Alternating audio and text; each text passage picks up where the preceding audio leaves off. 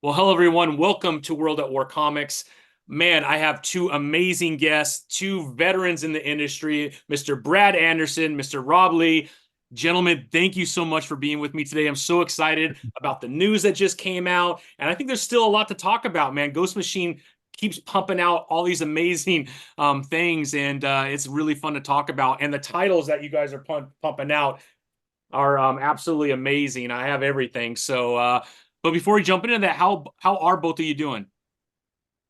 I'm Awesome. doing great. Yeah, Yeah. Busy, Busy. very excited. busy. Yeah. Busy Well, and hot. busy and hot. So yeah, I mean, I'm Yeah, in Southern California. It was yeah. 98 yesterday, and it's going to be in the 90s today. So it's definitely warming up a little bit. So as soon as I can, I'll get out of this because I'm melting. But anyways, I would love to jump in a little bit about some of the news with the equity. Man, what Ghost Machine is doing is they are building this all-star team that you're part of.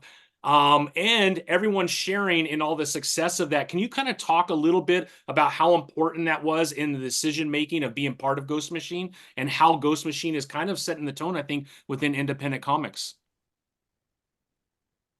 Well, for me, um, yeah, I mean, it's been a long process. It's been over 2 years, I think, since Geoff kind of approached me and said, would you be interested in this is kind of the plan. And I was like, yeah, I'm 100% in. And this is way before any equity or anything like that is more of a, would you be exclusive if we get to that point? And I was like, yes, for sure. I mean, I've been working with Jeff and Gary and those guys for years anyway, so it's a no-brainer for me. Yeah. How about you, Rob? Yeah, I guess we were wrapping up two series. Around Doomsday Clock, Jeff and Gary and this fella here. And also the three Jokers with Jay and Jeff and Brad. And it was around the time that was winding down that Jeff Like, contacted just so me. we're clear, we're not the three jokers. Oh, okay. I was a little confused for a second, Brad. Thank you for Yeah. clearing that up. But Jeff reached out to me, and he and I have worked together for 25 years, and he says I got a bit of an idea, and so it was just a kernel of an idea at that time, but pretty early on, I think we were talking about equity for everybody. But it was about finding the right people, not just the right talent, but the right people, and as you'll see, we all get along very, very well together, and that's a major component of this working. Yeah. I'd like to dig a little bit more into that, Rob, if I could, for both you and Brad. Can you talk about that relationship and how important that relationship is on the personal side, right? You definitely want to work in an environment where you feel appreciated and you can contribute as a team. But then even on the professional side, right, ensuring that everything that's being done is done at a very high level, high quality. And I think when you have that relationship with someone, it usually translates to that higher quality. Would you agree with that? Absolutely. Yeah. Yeah.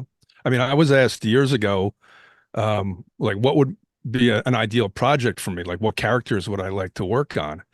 And my answer was, I've worked on, primarily DC, but other publishers as well. But for DC, I've worked on just about every major character at one point or another. And I said, well, at this point in my career, it's more about the people I work with than the projects that I work on. So I want to be involved with people that I like. Yeah. Hey, Brad, same thing for you. Yeah, 100%. And it just makes like they're good people. Everyone's like we get along really well, like Rob said, but they're all professionals. So we each know exactly what we have to do. Deadlines aren't an issue. It's just a seamless, cohesive kind of group. Um, so it just makes it really easy to get your day-to-day stuff completed. Yeah. Yeah, for sure. I mean, everybody in our on our team are self-starters. So you don't need to nudge them to turn work out. It's not about, oh, what do I have to do? It's more like, what else can I do? And that's when you have that attitude, it's a killer combination. Couldn't agree more. Can you talk a little bit about the titles that both of you are working on? I think Rob and your situation, I think both of you are kind of working on a little bit of everything right now that Ghost Machine has put out. Is that correct on all the titles? Yeah, I letter everything. Everything, yep. And then Brad, you too, are you coloring everything right now? Well, everything that's out so far, yeah. So far, I yeah, am, yeah. yeah. I think And Hyde everything, Street was the next one, maybe, Brad? Hyde Street will be the next, yeah. Yeah. Yeah. And then all the covers and all the stuff for the launch, the ash can stuff, like you name it. So it was really busy. Yeah, I can only imagine. A lot of stuff has come out and a lot of awesome variants as well. So I'm sure you're really busy. Rob, can you give us a little bit of your background of how lettering, how you got into lettering, and when that started for you, and when that passion for that started? Well, I didn't start out as a letterer. Hmm. So I started at DC in '92, Yeah. and I was a freelance production artist. And within a month, the guy that was sitting next to me lost a page during lunch. I don't know how. And the editor came up to me, and he had seen enough of my corrections, and he said, "I have the Xerox of this. Do you think you could take this home and ink it tonight, and come back and save my ass?" And I did. So I started inking for DC while I was also on staff. Uh, And eventually, after a few years, I left DC. I was an inker for 11 years. mm, And then from doing that, I pretty much blew out my hand. I've got some nerve damage. And so if I wanted to stay in the game, I needed to pivot. And so I contacted DC. I was looking to see anything about some type of staff position. And one of the guys that I went to the Kubert School with, Nick Napolitano, who's now a VP at DC, was starting up the lettering department. They were going digital and they were bringing it all in house. And so he wanted somebody that he could rely on. And Nick and I had a lot of history. So I learned enough of what I needed to do to get the job. But I liked working with text. I before I was in comics, I worked at an ad agency, so I enjoyed that. I enjoy how text can tell a story. So I kind of had that in my toolbox, that I pulled it out once the digital lettering department showed up. And so I was on staff there. I was a supervisor for a few years, and then I tapped out of Manhattan. I can only handle it for a few years. Um, but DC has been great about keeping me busy. Um, I have nothing but good things to say about DC. So this isn't a case of me running from DC. It's more of a case of me running toward Ghost Machine. yeah. So they're, I wouldn't be here without DC, without the Kubert School, and without DC. We're not having this conversation. Yeah. Yeah. And then Brad, you also were at the Kubert School, if I remember correctly, right? Yeah, long Yep. time ago. Long Yeah. long time ago. And you also didn't start as a colorist, if I'm not mistaken, as well, right? Well, when I was done at the Kubert School, I moved back to Canada, and there was a place, Digital Chameleon, used to run color. Did a 24-hour shop that did digital separations, so they would get Xeroxes of color guides, and then we had in-house colorists too. So I started there, and I was working as a colorist there, doing marker guides, writing code, the CMYK code on the side, and then putting those onto the digital separation floor. Everything came out of Winnipeg at the time. It was like most of Marvel stuff, like, oh yeah, it was crazy. I couldn't believe it. So I just started there, and I became an art director there, and then from there, yeah, I was doing some illustration stuff for a place called the Sports Vault, and they had like an online, like a shopping channel, and based out of Toronto. So I would do like caricatures, like animation cells, like tons of stuff. So I was doing that, like draw it, ink it, and then they would put color on like like a clear animation cell, kind of layer it, Hmm. and all kinds of stuff. Um, yeah, and then after that, then I started back into the color work, and then I was just getting, yeah, I've been busy ever since. So Yeah, yeah. Do you miss doing some of the art and the inking and the penciling? I still do, like I've drawn a few covers for, you know, the Ghost Machine stuff. I still do when I can. It's just I'm so busy right now doing all the color work. But I kind of bring that into the color stuff too. Hmm. Um, just treat it as an art form for me. So Absolutely, absolutely. mhm. And then Rob, have you ever gone back and done any inking, or you've dropped the pin when it comes to that since that time frame? It's been a while. What happens with me is if I hold the brush for 15 minutes, I'm numb from my elbow to my fingertips. Wow. But working with these guys, I'm kind of getting expired again, so who knows? I don't miss it because I did it, Yeah. so that'll never be taken away. But I don't know, maybe, who knows? Let's see if I still have any chops. You know, I still have a drawing table over in the corner. oh yeah, do you? Yeah, yeah. So it's always there as a reminder of what Yeah, yeah. See if that old muscle memory is still there. exactly. Is there something, Rob, from inking, from your experience of inking, that helped you become a great letterer? Yeah, I mean, I guess especially if you're talking about sound effects, um, you're thinking of light and shadow. With titles, it's the same thing. I think it's more of it is that I've worked in different disciplines of making a comic book, so it kind of gives you a good sense of what's coming towards you and what the person after you needs. Mhm. So I feel like it's helped me be in tune with the process, so I'm not just doing my little slice and then hoping everybody else does the rest. I try to pass the baton Mhm. so that the next person hits the ground running. Yeah, yeah. That's incredible. Well, and with you, Brad, from a colorist standpoint, um, especially in your history, is there something from an artistic standpoint or coloring standpoint that you always wanted to do? And then when you got to DC, you were able to do like a character or maybe a title? Yeah, I got it. Like I think I probably worked on, I mean, almost every character and every DC character because they were all in Doomsday Clock. But Yeah. yeah, like I've worked on Spider-Man, like Marvel stuff. I worked on Star Wars for years. Hmm. Yeah, Star Wars Um, Legacy, right? yeah, and then a bunch of, yeah, I've done a ton of that kind of stuff. Yeah. Yeah, a bunch of DC stuff, either covers or like Hawkeye series I did. Hmm. Um, so there isn't really, so once I got introduced to these new Ghost Machine characters, then it was like, oh yeah, now I can kind of put my own take on it and, do some color design on suits and characters and even Junkyard Joe's face. I kind of wanted to make it look like it was not just like a robot, but it was kind of pieced together specific colors for cheekbones and, like his faceplate.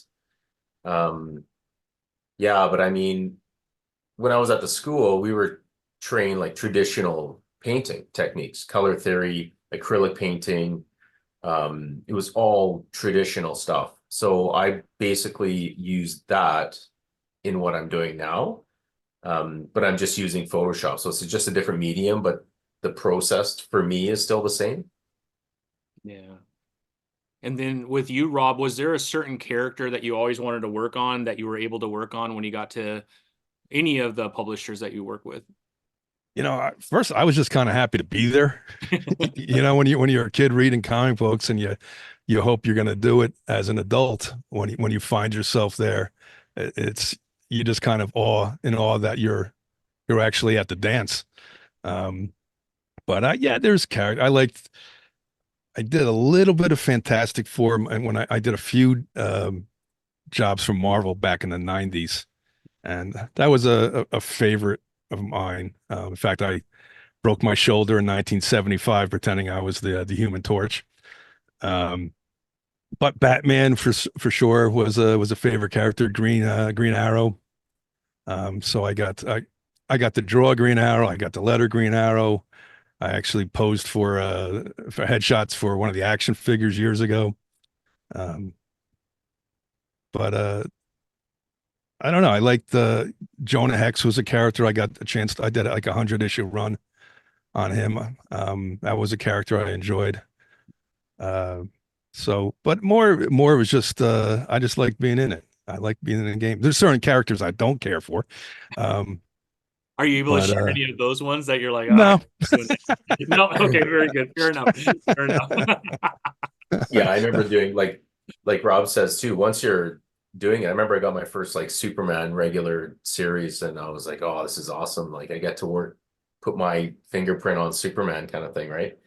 And then it's just having consistent work, like, hey, once this job's done, okay, now I'm keen on the next job, and you just want to keep going and going. And then next thing you know, it's just you're busy, and then you can kind of pick projects. But yeah, like Aquaman was one I just dreaded.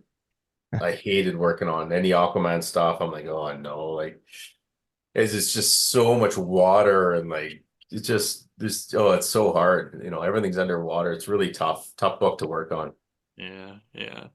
That's incredible. Now, how many titles did you both work on at the same time? Did you work together on quite a few titles Yeah, at the yeah, same time? Like Batman for Beyond, sure. was that one of them?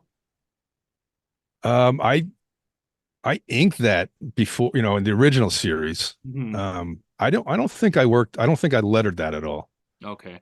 But but I know our names have been, we shared our credits in a lot of Lot. series, a lot of books. Oh yeah, Excuse me. tons. Yeah. Yeah, it's funny. Yeah. Now, as far as Ghost Machine goes, now you're both working. Are you both exclusive now, or are you still kind of carrying out a little bit of what you had left over before you're 100% exclusive? I've got three more issues, I think, of DC stuff Okay. that I'm working on. Yeah. But yeah, I mean, we're exclusive for all intents and purposes. Or I am. I think. Yeah. Yeah, I've been for a little bit now.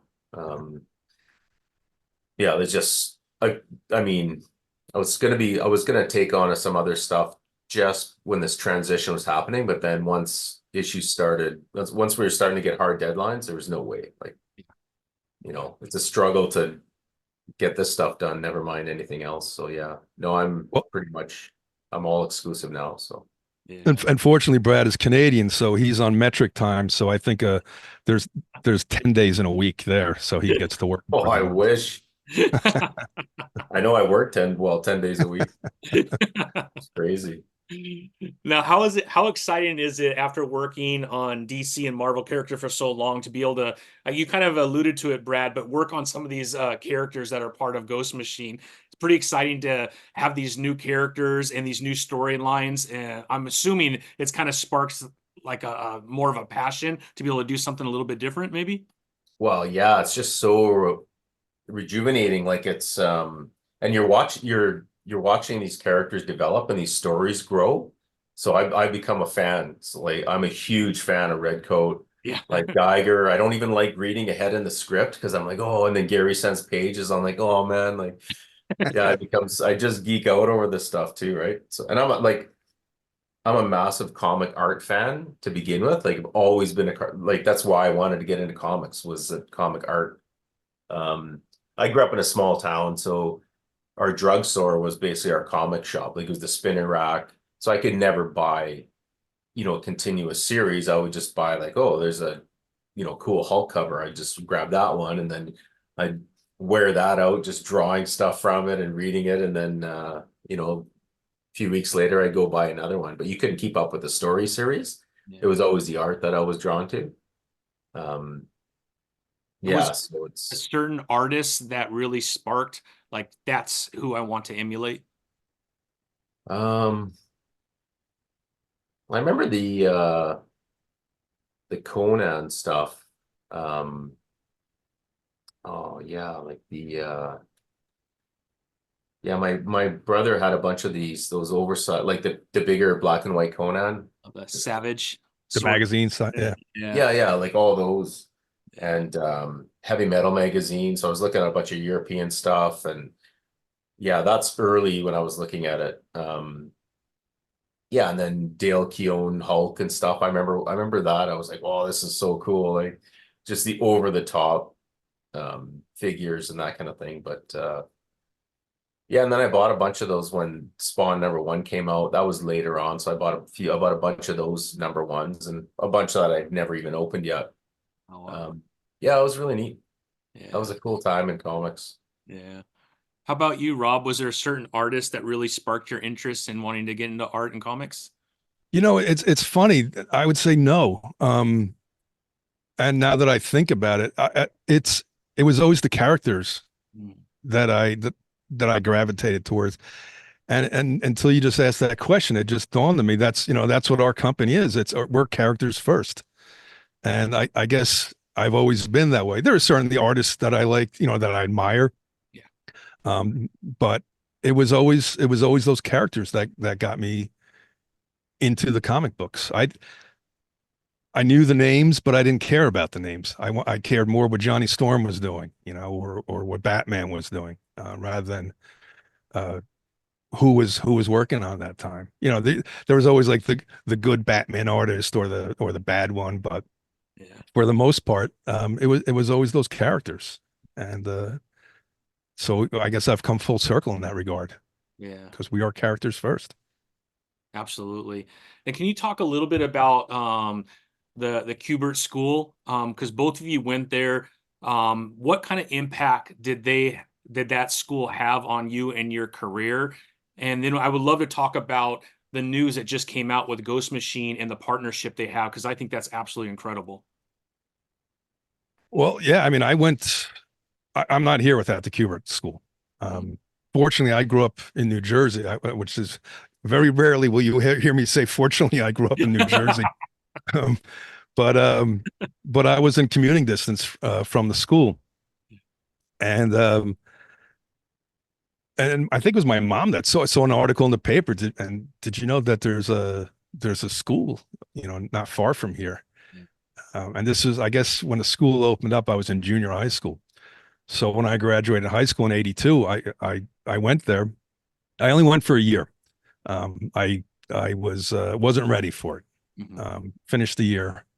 Um, but then I went and did a few other jobs. Then I got into advertising, and then I came back and I went back to the school and started from scratch. Joe Kubert said, your grades are good enough where you can go into second year. I said, no, let me do it right. I'll start at square one.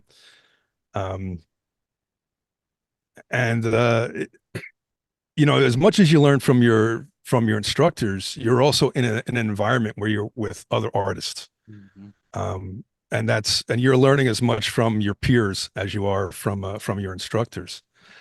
And so it's almost like a studio situation. And I guess Ghost Machine is like that a lot because we're sharing art with one another and we're really, amping each other up about it. But had it not been for the Kubert School and the relationships that I made with classmates, I wouldn't have gone into the business. It's something that I tell students, you know, be nice to the people in your class because you may help them, they may help you. And just like this company's formed out of relationships. So without those relationships, it makes life a lot harder. Yeah. Yeah. How about you, Brad? Yeah, like it was awesome. Like Rob said, like being in that kind of studio environment, you know, there's a couple guys in my class I still talk to now. We're still close. Another guy came from Canada, Saskatchewan. He's a producer for like Simpsons and American Dad and all that. Just won an Emmy, I think. And one of my good buddies from Norway. So there's a guy from Norway and a guy from Colorado, and he's a graphic designer in Denver now. And the Norwegian guy is a filmmaker, and there's a couple there's Viking Wolf on Netflix is one of his films. And you never know like the Kubert School is a good jumping off point, and you're taught, how to work in the business um, and like Rob said, the friends you make there, you never know where they're going to end up. It's really cool. Yeah, I always tell this story. Um, so there was one year I had to stay back for the Thanksgiving break.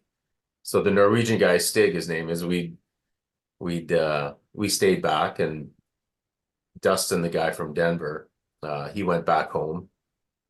So he says, "Oh, Stig, you could use my car if you want to go to the grocery store or whatever." So one day, Stig comes up to me. He says, "Oh, Anderson, do you want to go to Atlantic City?" I said, he goes, "We'll take Dustin's car." I'm like, "Yeah, okay, whatever. We'll go for a ride." So we drove down there, and as we're driving down, we're talking. He's a huge Star Wars guy.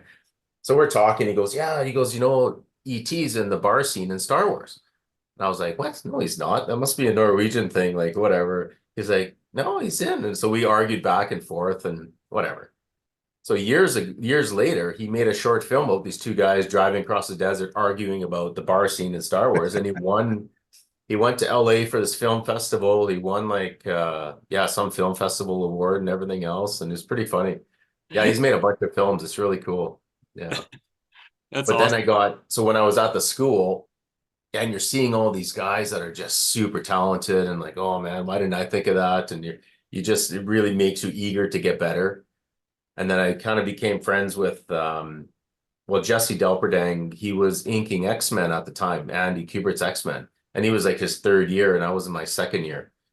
So and he was in between apartments or something. So he came and stayed at our place just in the transition. So he had an art table in our living room, and he's inking X-Men, and me and those two other guys were standing over his shoulder just watching this like just magic happen. It was pure wizardry, right? I just loved it. And so I became friends with him, and then got to know Andy and go down in his studio, and then Facts from Sarajevo came out, Joe Kubert's book. And so I got my copy, and I went into Joe's office and I asked if he could sign it. So I sat at that huge conference table he had in the studio, and we sat there probably 45 minutes and just talked. And it was just one on me and Joe Kubert, and he was talking about comics, and I literally I walked out of there so pumped, and I was so so encouraged, and it was the greatest experience. Like he was such a cool guy. It made me really want to work in comics for sure. That's incredible. Now, with you two gentlemen going to the Kubert School, did you have any influence on this relationship between Ghost Machine and the Kubert School of Art? Well, this kind of came up over, I guess, about a little over a month ago in Philadelphia at the convention. And I know there's a few cocktails involved. So it was either after dinner back at the hotel, sitting around on the couches there. And I think it might have been Hitch that brought it up. No, I think it was at our dinner. Oh, was it at the dinner? No, our Ghost Machine dinner. When at the Italian restaurant. Yeah, so we had dinner with Andy Kubert and Yeah. The night before, and we were talking about all the stuff. And then I think that our next night we had our dinner, and then right at the I think Hitch mentioned, yeah, oh, we should maybe do something like that. And then I barely remember. Yeah, and it just snowballed. Certainly I was on board. I know Brad was. I also taught at the Kubert School, so that I know what those kids go through. A lot of them don't have deep pockets. So if a year scholarship is going to make a tremendous difference in somebody's life. So we look forward to seeing what happens there. Yeah. And I know Anthony Marquez from the school now. So, Yep. And I've been trying to get down there for years. I want to go down, and like he's like, "Hey, you got to come down, do a demo or talk to students and stuff." And just there's no time. And so when they mentioned about this, like this is actually happening, I was like, that's so cool. Like it's especially after having gone there, I know exactly what it's like. Money's tight all the time when you're a student, as everyone knows. Yeah. So this is going to make a big difference. Yeah. And it's cool on our part too, because we get to kind of, maybe grab like some talent from the school and just come work for us, right? But just the ability to almost pay it forward. Nobody gets into this business on their own. There's so many helping hands along the way. So if you continue that, if you can help somebody else out, if you can inspire them, it's almost like you're settling the check, settling the bill. And then Rob, how long were you teaching there? I think I taught there. It's when I left DC the first time to Freelance Inc. Um, I think I worked 4, maybe 5 years tops, late 90s into the 2000s. So that gave me some benefits. Yeah. But I'm still in contact with a lot of the students that I taught then. I've helped some get jobs. I've worked for some. Um, I used to freelance at McFarlane Toys, and then for the guys that broke out of there, formed the Four Horsemen Toy Studio.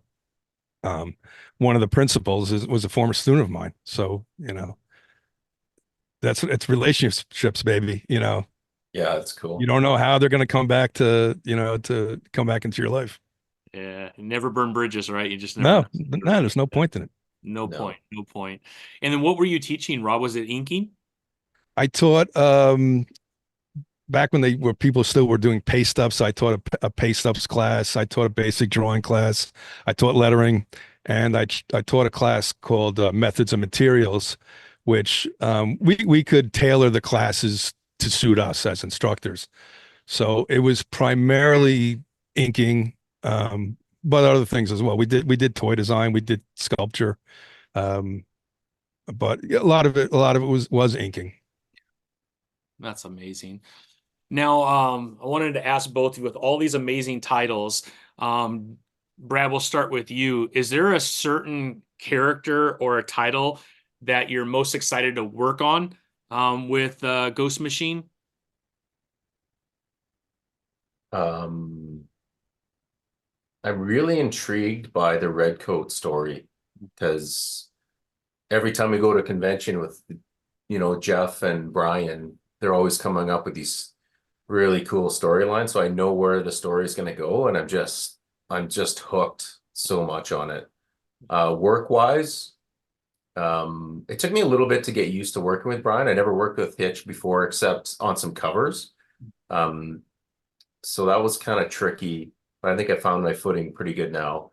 Um, I love working on Geiger. It's probably my favorite of all time. Like, it's Gary's art. There's so much lighting I can play around with in there. It's such a fun book to color. Rook is super tough. I find it the hardest book to work on just because all the characters, costumes, and helmets, everything's so color specific, and there's multiple little details and everything. And there might be a panel in this giant helmet, but there might be one little panel that's a different color than the rest, and I got to make sure that's the same throughout, and then put the lighting from the scene on it, and try to do storytelling with color on top of all these insane costumes. Um, and then with Hyde Street, I'm looking forward to, because I've worked with Yvonne for years, and he's one of my favorite artists of all time. And he just lets me like, here you go, have fun, do what you want. And he's just one of those kind of guys. Like, he's so cool, such a cool guy. Yeah. So I'm looking forward to that. That's going to be a lot of fun. It's going to look really cool, and it's going to look different than the stuff we're doing now, just because of the storyline. Yeah. And drawing and all that Yeah, kind of stuff. I'm so fortunate to be working with these guys. They're the best guys in the business as far as I'm concerned. So yeah, it's fun. And can you let us know from your perspective what makes a colorist great, and what is your approach when going about coloring for an artist that maybe like a Hitch that you're not as used to working with? Like, what is your approach to something like that? Well, you can't overthink um what you You want guys to do. froze up. Okay. There you go.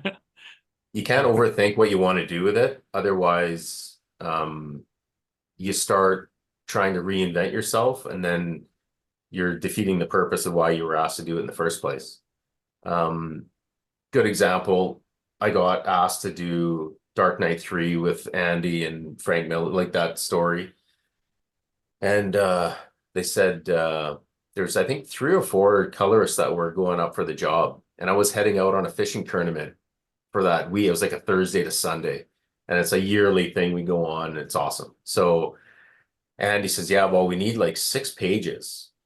And I says, well, I'm leaving, like, this is like a Monday. So I'm leaving, Thursday. He goes, well, we need them kind of before you go or something, right? And I was like, oh man. And I was really nervous because I wanted this job. And I was like, oh, it's going to be such a cool project. Like Dark Knight 3, like, are you kidding me? So, and I was just freaking out. If I did 1 page and it took like all day, and I was like, oh my God, I can't. And then I just stopped and I thought, you know what? I just have to crank it out. I'm going to try to do like maybe 3 pages, get it done. Because like I said, I don't want to try to reinvent myself and then end up getting the job. And then I can't keep up with the style or the deadlines. So I ended up just doing what I was comfortable with. And they kept those exact pages in the story too. So yeah, it was good. But yeah, you just you got to be I a good colorist. I don't think should be even noticed. Like when you read a book, you shouldn't really notice the color. You just want to be sucked into the story. And if you are noticed, then it's probably not for good reasons. Like if you open a book and it's just all like, oof. Yeah, you want to be part of the art. So just don't try to compete with the artist, and that by saying that, you know, don't over render in areas where the artist is obviously calling for, a quiet air scene or something. Just really play off what the artist is trying to do. Yeah. And how about you, Rob? Is there a certain title that you like working on? And then what is the secret to being a great letterer? Well, we'll get to the second part in a bit. Without saying like I'm pushing the company line, I like all the titles. They scratch different itches, and and I was thinking about this when I was working on. I think I was working on Rook, and I'm working on this, and I'm saying this is my favorite book. And then I was done with that, and I was doing Geiger, and I said, this is my favorite book. Pick up Redcoat.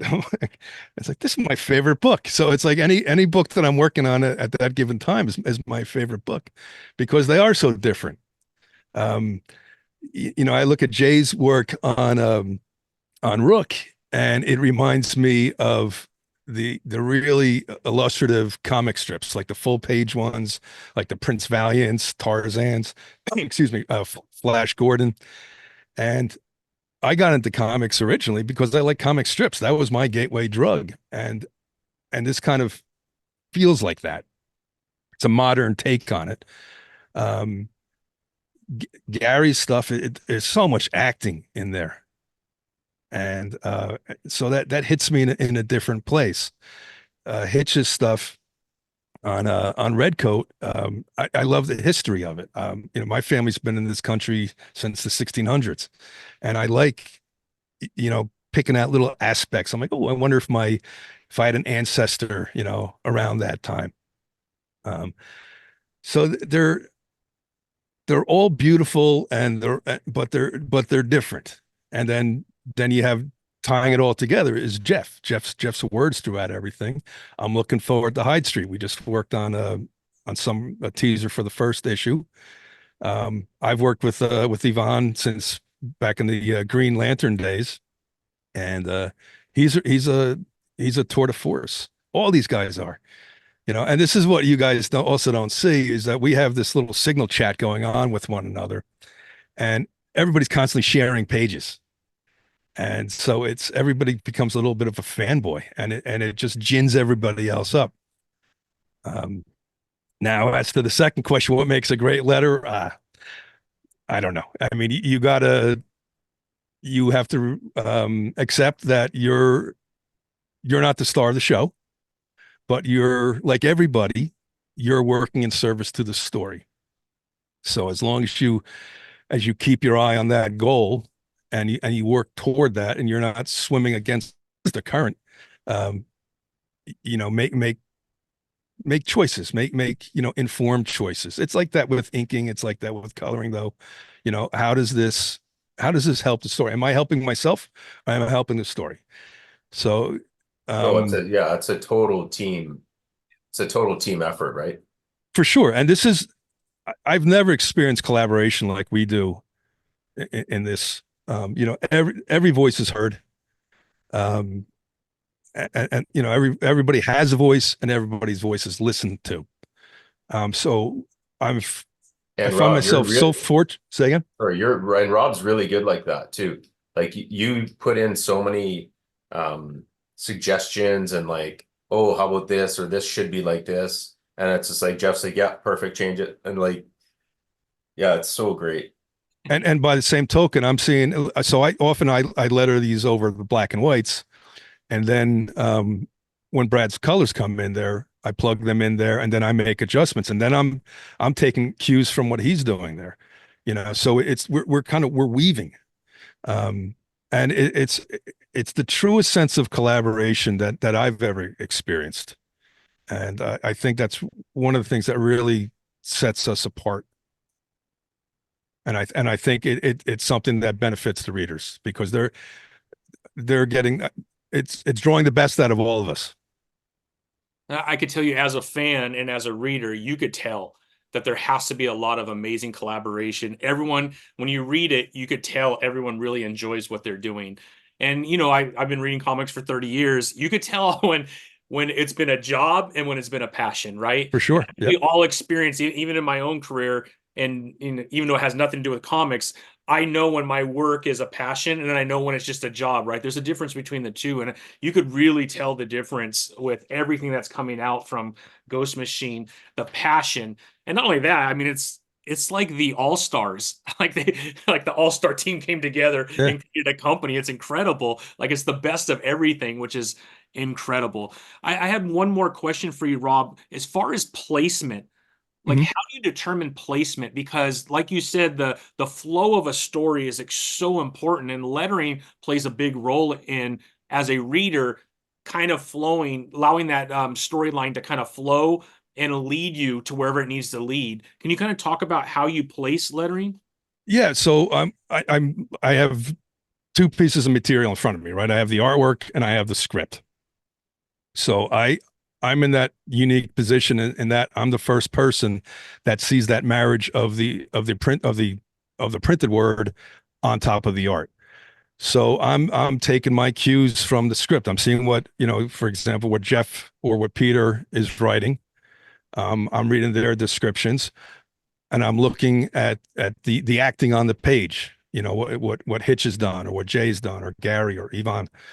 Um, and it's so I have to think about, sometimes it's just a matter of real estate, you know, sometimes and it's not with this group, thankfully, but with some projects, you're squeezing 10 pounds of crap in a 5 pound sack.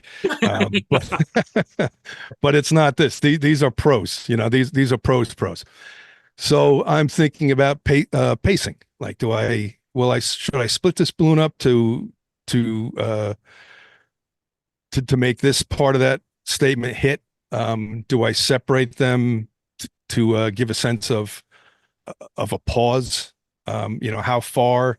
I also want to, if the artist is trying to place an element that the reader is meant to notice. All right, how can I move my balloon or a caption or sound effect to help the reader uh, navigate the page? I kind of see myself as a letterer's job as kind of being like a tour guide for the reader. You're the reader's advocate. You're the first reader. So yeah, you have to think as a reader does. You have to be able to pretend that you don't have the script in front of you, and like you're seeing this for the first time. And what are the requirements of the story, and how can I place this element? Sometimes I'll do something with a sound effect that'll target an area of impact or an area of importance for the reader's benefit. Yeah, incredible. Well, it definitely comes across as a reader. It's really fun to read, really fun to kind of flow through. I'm absolutely loving everything that's coming from Ghost Machine. I think it's really refreshing and is definitely I have a feeling as soon as some of these other titles come out, man, there's so many different genres that you're going in so many different directions that there is literally, I think, a title for any kind of a reader, which I think is very exciting. And man, I'm all in. Can Oh And you? I'm yeah, excited. wait, and even Rob said about how we have this our little group chat, and then you see these pages that about with the Rockefellers. So Francis is posting some of the pages that he's working on. I'm just like, oh my God, it's gonna be Rob's favorite book. You know, it's gonna be so cool. Such a great story too. Like I'm gonna be a huge fan of that one too. But yeah, it's pretty neat. Yeah, the And I'm family. also looking forward to fans getting to know Lamont and Maytal. You Yeah. know, they're people that are largely from from film, from TV, and I can't wait to for the readers to meet them. They're Yeah. I've seen some of the stuff, I've seen some of their stories, and Really? they're in for a treat. Yeah, yeah. Yeah, Yeah. it's gonna Lamont's got some wicked ideas that he's his story he's working on. It's gonna be cool. Yeah, yeah. They're kind of in the background for fans because we don't know a whole lot of how they're Yeah. going to be part Well, of yeah, and the never mind Brad Meltzer's stuff that he's yeah. gonna be doing. Like Yeah, the yeah. guy, like he's on a different level. Yeah. Yeah, so there's lots to Amazing. come. This is literally just the first, like we're within our first year. So it's pretty exciting for you guys to see what's going to be coming out. But yeah. I can't wait. What is the rest of the year look like for both of you from like a Comic-Con standpoint? Are you going to be traveling quite a bit, meeting fans? Well, I'm not sure about next year what's going to happen. I'm going to do um Toronto and New York. But then I'm not sure what I'm going to do for the next year. So we'll see. It all depends on schedule. Like Yeah. it's gonna be tight. It's gonna be hard to take some days off, but we'll see. How about you, Rob? Yeah, I think my next show will likely be New York. Um, and this has been a new experience for me. Most of these other people are veterans of the convention wars, and it's something I've avoided for for my career. You know, I've just been a guy working in the studio by himself. Um, so this has been an eye opener for me in a good way. And unfortunately, I've got this support staff here. Even the creative people, and also our behind the scenes people there. And so it's fun on two counts, and one is that we get to physically be with one another, and that's a great time. And the other is like you like to to interact with the fans. You sit there and you do this work, but we seldom get to see their reaction and see how it affects them, and that's so much fun. I can tell you as a fan, I can't wait to meet both of you in person. Obviously, getting our titles all signed by both of you, it would be amazing. I think it's a lot of fun, that interaction and everything that Ghost Machine is doing right now, especially last year at New York Comic Con with all the news. I was at San Diego and we got a little bit of a teaser. We knew something was going on, but we didn't know what. And then New York, it just came out and this all-star team's been brought together and more is being added. So it's very exciting from a fan perspective. I know a lot of people within my little network of comic book geeks. They are all digging the titles that have been coming out, and we're really excited for the rest of them. One of my last questions, both of you, if you could just let us know, how do fans follow you? What's the best way to follow you from a social media standpoint, from a website standpoint, just to learn more about you and maybe interact a little bit on social media? Well, ghostmachinepro.com has all our information, like our Instagram, Twitter or X or whatever. But yeah, I spend most of my time on Instagram now. But yeah, check out the website and they have like the online store with like tons of new stuff. Like I literally have to go back and go through and buy a bunch of stuff. So it's pretty cool. They've been running Well, really good deals too for the holidays. You're getting t-shirts for pretty inexpensive. So now's the Yeah. and time. I can give out Brad's phone number if anybody wants to get in touch with him. I'm sure Brad would appreciate that. Yeah, no problem. Get oddball Um, like colorist questions in the middle of the night, Brad. Yeah. How'd you here's get his my number, address. Rob? What's that? How'd you get my number? You weren't supposed to get that. I got ways. I got to talk to Corey about this.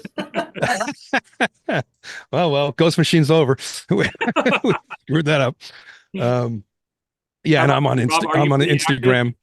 I'm on Instagram, Rob Leigh Comics, and I think that's what it is. I'm new to this. I have my Facebook thing, but that's kind of my real life stuff. And there's family members. They know what they're dealing with me. I don't know that the rest of the world needs to know that. But I'm starting to negotiate. Geoff kept nudging me. He says, Rob, you got to get Instagram. So I'm slowly. I remember talking to you about that in Orlando. You too, yeah. Get on there, man. And then Rob takes wildlife photography too. So I said, well, make up a page so you could do that because I want to check out all your wicked photos. That'll be amazing. But yeah, it's kind of you just got launched right into it, right? It's thrown in the deep end with all these guys. Have you been trying to ignore it for as long as you could, Rob? Well, I've always been somebody who likes to compartmentalize his life, so I have this group of people here, this group here, and I don't like them all to get together. And everybody knows me what I want them to know of. Even my wife isn't we're not Facebook friends. She lives with an idiot all day long. She doesn't need to see my antics online. Oh yeah. I think I just heard an amen from yeah. from my wife. Yeah, exactly. That's funny.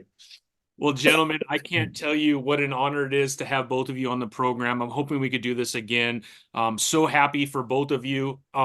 Super excited about everything that's happening at Ghost Machine and the impact that both of you are having on all these titles. I'm not sure anybody on the team is touching every title, except for Geoff, obviously, right now until some of the other titles come out. But you both are touching everything, it seems like. And the impact that you're having is definitely seen. And as a fan, I certainly appreciate it. Oh, thank you very much. That's really nice to hear. And, I just wanted to add this. Yeah. We have such trust in each other as a group. Like Geoff trusts Gary trusts me. Like it's just, and everyone trusts Rob. Like it's just such a comfortable situation we're in. So it's nice for you to notice that. I'm glad it comes out in the books. So yeah, that's one of the key components of a successful collaboration. They're trust and generosity. Where you play well with others in the sandbox. You don't become territorial. Yeah, no, it definitely comes through, and I cannot wait for issue 3 of Geiger. The first 2 issues have been amazing. I mean, I've been reading it since day 1, but the new Ghost Machine version of Geiger, man, has been incredible. Red Coat is incredible. Rook is incredible. And I cannot wait for all these other titles to come out. Congratulations on everything. Again, I really appreciate both of you. Hoping we could do this again soon. But I wish you both well. And hopefully I get to New York so I could get to meet you. Awesome. Sounds good, Tommy. Love to meet you too. Thank you. Thank you very much. Appreciate the support. Yeah, thank you so much. Have a good one. Yeah, reach out anytime. I'm good to go. Awesome. I love it, Brad. Thank you so much. Appreciate it, Rob. Cool. All right, have a good one. All right. We'll take care.